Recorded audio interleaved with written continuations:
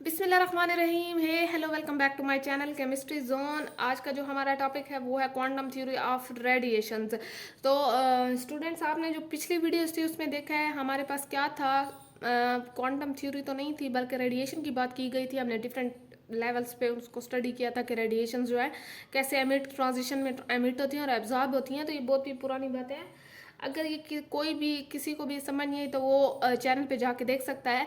तो quantum theory of radiation में ये हमारे पास था कि हमारे पास जो मेन बेसिक एनर्जी लेवल पे जो थ्योरी आ रही थी वो क्या चीज़ थी। उसमें तीन मेन पॉइंट्स ये थे। जो दो साइंटिस्ट थे, एक प्लैंक कांस्टेंट था और एक एल्बर्ट आइंस्टाइन था। ये बहुत ही सिंपल है, लेकिन जब आपसे कहीं भी पूछी जाती है तो बहुत से बच्चों को नहीं आती। तो वीडियो स्टार्ट करने से पहले चैनल को सब्सक्राइब करें ताकि आपको नई अपडेट मिलती रहे। तो चलिए जी, वीडियो को स्टार्ट करते हैं। हमारे पास सबसे पहले जो चीज़ आ रही है, सिंपल में चलते हैं, हिस्ट्री आ रही है। हिस्ट्री में आपने प्लैंक कांस्टेंट का नाम सुना होगा और एल्बर्ट आइंस्टाइन का नाम सुना होगा। अगर आपने प्लैंक कांस्टेंट का नाम नहीं भी सुना तो आपने आइंस्टाइन का नाम सुना ही होगा। ठीक है जी।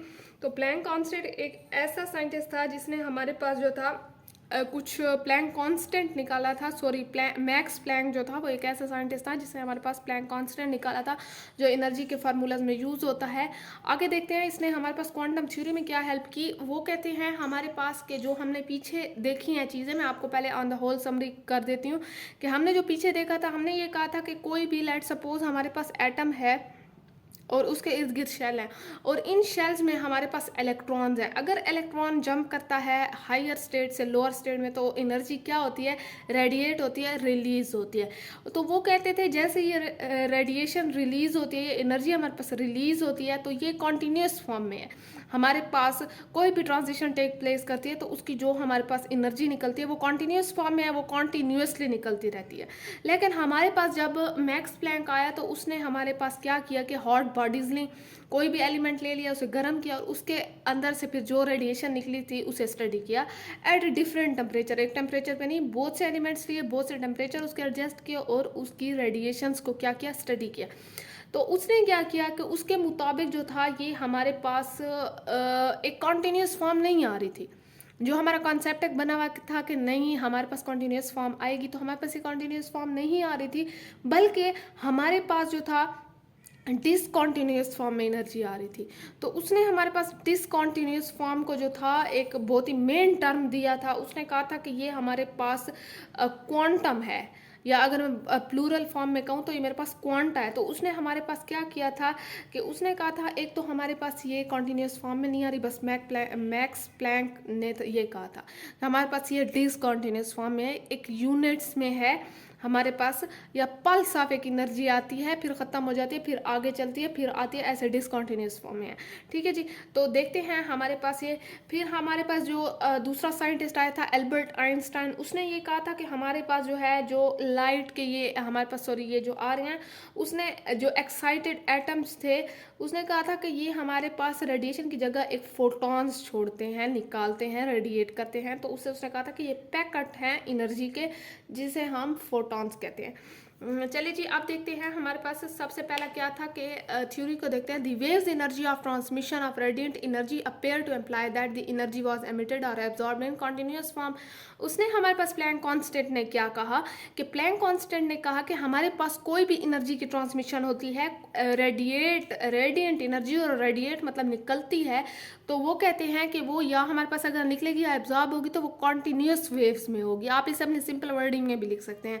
तो 1900 में मैक्स प्लैंक ने स्टडी किया स्पेक्ट्रल लाइंस को। जो स्पेक्ट्रल लाइंस हमारे पास आ रही थी, जैसे हमने पीछे कॉन्टीन्यूस स्पेक्ट्रम, लाइन स्पेक्ट्रम पढ़ा, तो उसने क्या किया कि उसने स्पेक्ट्रम लाइन किस चीज़ की स्टडी की, हॉट बॉडीज से जो आ रही थी हमारे पास, और वो हॉट बॉडीज उसने डिफरेंट टेम्परेचर पे चेक किया कि इस टेम्परेचर पे इसकी स्पेक्ट्रल लाइन क्या आ रही है। ठीक है। अकॉर्डिंग टू हिम, उसके मुताबिक light radiation was produced discontinuously by molecule of hot body. वही बात है कि वो ये कह रहा था कि हमारे पास पीछे जो हमारा कॉन्सेप्ट था कि कॉन्टीन्यूस फॉर्म में आती है, लेकिन उसके मुताबिक हमारे पास लाइट रेडिएशन जो हॉट बॉडीज की थी वो डिसकॉन्टीन्यूसली फॉर्म में आ रही थी। ठीक है। Each of which was vibrating with specific frequency which increase with temperature.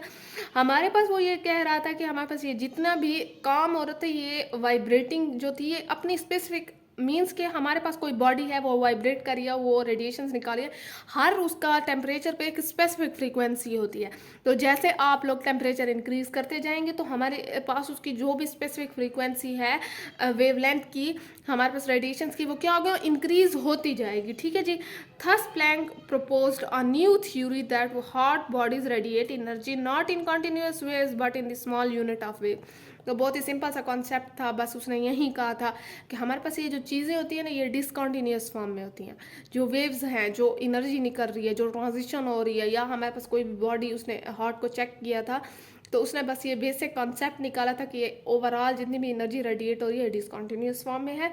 और उसने इससे ये कहा था कि यूनिट वेव्स और पल्स ऑफ एनर्जी जो आ रही थी डिसकॉन्टीन्यूस फॉर्म में, उसे उसने क्वांटम का नाम दिया था। क्वांटम जो थी ना, हमारे पास क्वांटम निकली ऐसे ही थी। अगर आपसे कोई पूछता है कि हमारे पास व्हाट इज क्वांटम, तो आप ये बता सकते हैं कि हमारे पास जो स्मॉल वेव्स के डिसकॉन्टिन्यूस हमारे पास यूनिट्स होते हैं, यूनिट्स ऑफ वेव्स, जो स्मॉल यूनिट ऑफ वेव्स होते हैं जो डिसकॉन्टिन्यूस फॉर्म में होते हैं, उसे हम क्वांटम कहते हैं। और ये मैक्स प्लैंक ने हमारे पास पहले वर्ड यूज़ किया था, तो आप लोग ये बता सकते हैं। ठीक है जी। तो प्लूरल फॉर्म में हमारे पास क्या होगा, क्वांटा होगा। तो अब देखते हैं हमारे पास जो सेकंड साइंटिस्ट था एल्बर्ट आइंस्टाइन, उसने 1905 में क्या किया कि हमारे पास showed that the light radiation emitted by excited atom और molecule were also transmitted at a particle और क्वांटा ऑफ एनर्जी। उसने फिर, अच्छा एक चीज़ आपने फ़र्क याद रखना है कि जो मैक्स प्लैंक कांस्टेंट था, उसने क्या किया था कि उसने हॉट बॉडी ली थी और उसे डिफरेंट टेम्परेचर पे चेक किया था।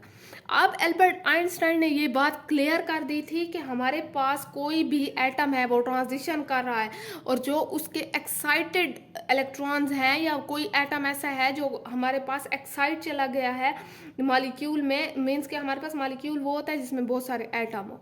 ठीक है। अगर कोई आपको इलेक्ट्रॉन की बात करे तो वो एक एटम में उसके इलेक्ट्रॉन्स की बात हो रही है। अगर कोई आपको एटम की बात करे कि एटम एक्साइट हो गया, तो ये आप समझ जाना कि वो कोई मॉलिक्यूल में है, बहुत से एटम, उसमें एक एटम एक्साइट कर गया।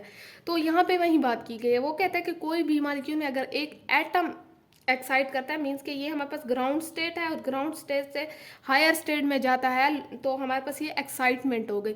लेट सपोज यहाँ पे कोई आके एटम यहाँ आ गया है, तो वो क्या करते हैं, वो कहते हैं जब ये दोबारा यहाँ पे बैक आएगा ग्राउंड स्टेट में, तो ये हमारे पास रेडिएशन एमिट करेगा, ये रेडिएशन समझ लें।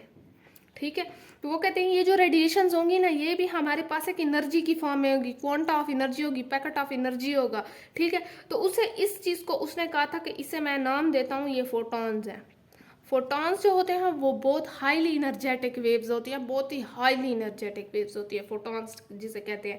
तो बस ये दो जो चीज़ें थी, ये बहुत ही मेन थी और सिंपल थी, यही उन दोनों ने कहा था। हिस्ट्री यहाँ तक क्लियर हो गई है। चलें जी, अब जो मेन चीज़ें थी वो आप देखेंगे कि हमारे पास क्वांटम थ्योरी में 3 ऐसी कौन सी चीज़ें थी जो आ रही थी। ठीक है जी।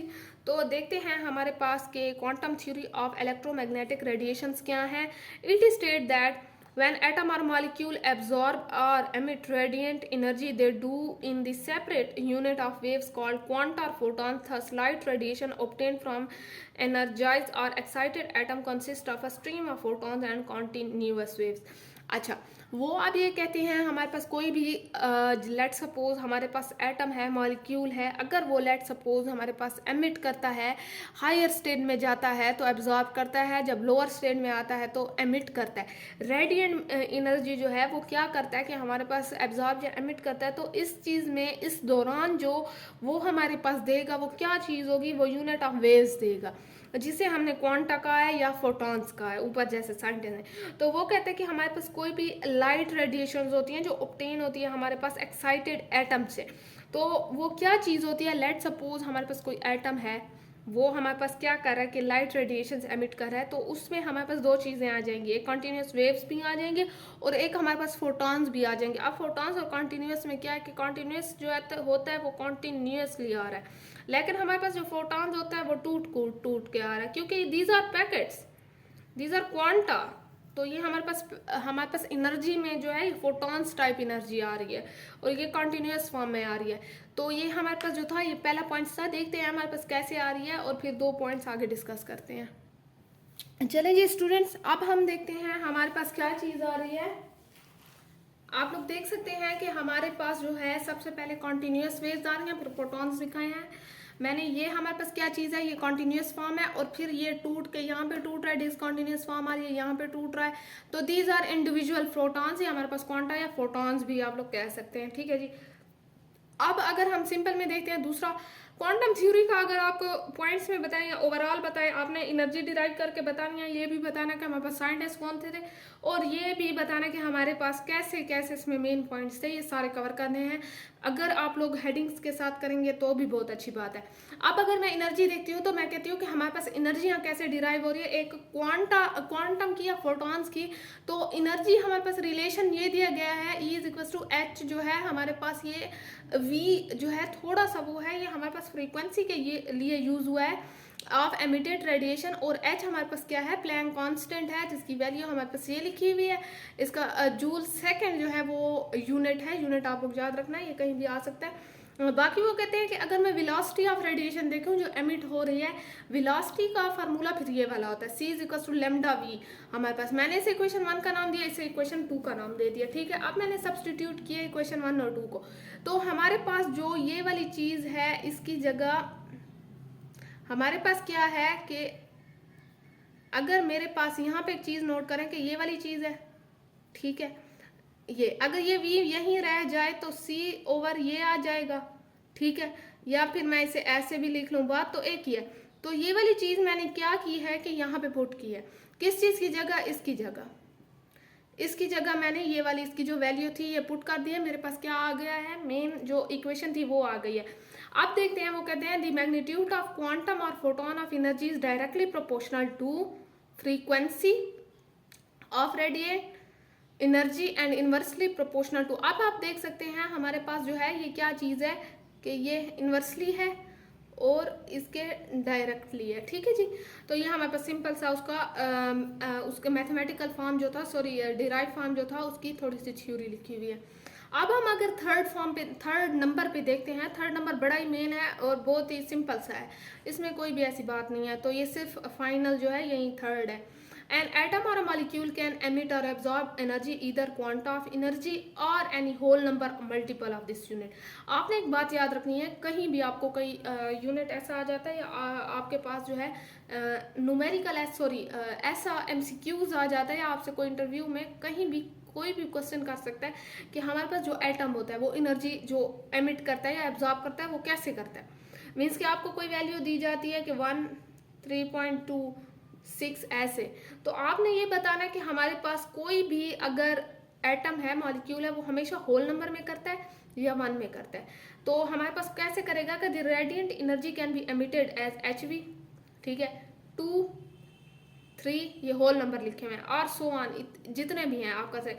लेकिन हमारे पास कभी भी फ्रैक्शन फॉर्म में नहीं आएगा, पॉइंट की फॉर्म में नहीं आएगा, डेसिमल फॉर्म में नहीं आएगा। आपने ये बात याद रखनी है, लाइक हमारे पास 1.5 हो गया है, 3.27 हो गया है, या कोई भी फ्रैक्शनल फॉर्म में आ गया जैसे 2/3 HV, तो ये हमारे पास गलत है, ठीक है, ये हमारे पास गलत है। हमेशा जो है होल नंबर फॉर्म में आएगा, 1, 2, 3, 4, 5 पूरा एक नंबर आएगा, या हमारे पास 1 आएगा ओनली HV, ठीक है। अब हमारे पास क्या करते हैं कि quantum theory provide admirably basis for explaining the photo electric effect atomic spectra and help in understanding the modern concept of atom and molecular structure. हम आगे देखेंगे हमारे पास different photo electric effect, Zeeman effect, ये सारी चीज़ें आगे discuss करेंगे।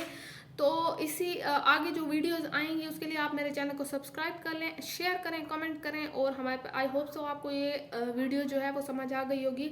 अगर आपको स्टिल कोई डाउट है आप मुझे बता सकते हैं कमेंट सेक्शन में, इंशाल्लाह मैं आपके डाउट क्लियर करूँगी। तो अब तक के लिए इतना काफ़ी है, मेरे साथ बने रहें। अल्लाह हाफिज़।